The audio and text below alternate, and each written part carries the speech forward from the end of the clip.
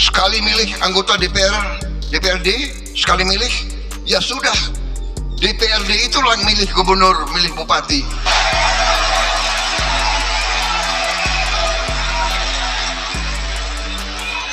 Efisien, nggak keluar duit, kayak kita kaya, bener nggak? Kepala daerah dipilih oleh DPRD ini dibahas secara internal di Gerindra? Jadi begini, saya mau menyampaikan semangat Pak Prabowo kemarin itu kan semangat efisiensi.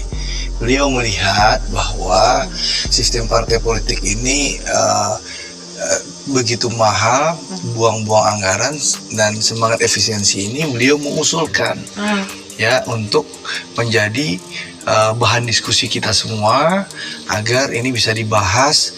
Apakah memang sistem pemilihan langsung ini apakah kita harus pertahankan atau tidak? Karena anggaran puluhan triliun begitu besar itu kan bisa lebih bermanfaat untuk kepentingan rakyat. Mulai untuk makan siang bergizi gratis, ya memperbaiki sekolah, rumah sakit, swasembada pangan, memperbaiki irigasi dan kepentingan pembangunan lainnya. Itu wacana. Dan itu disampaikan Pak Prabowo kan secara terbuka.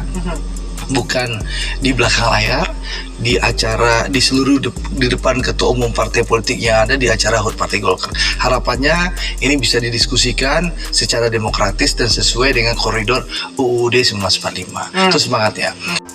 Untuk memuluskan strategi licik mereka supaya kepala daerah tidak lagi dipilih oleh rakyat, maka mulailah mereka membuat propaganda bahwa pemilihan secara langsung itu sangat mahal dan menguras uang negara. Lebih baik uangnya dipakai untuk pembangunan atau dibagi-bagi ke rakyat. Begitu propaganda licik mereka. Lalu mulailah lobby-lobby dimainkan. Presiden Prabowo sudah menyuarakan supaya tidak ada lagi pemilihan langsung. Golkar sudah berkata akan menyusun konsep pemilihan lewat DPRD saja. Bahkan Mendagri pun setuju dengan konsep itu. Dan sepertinya ide itu akan didukung oleh banyak partai yang tergabung di dalam koalisi Kim Plus, karena itu akan menguntungkan mereka semua.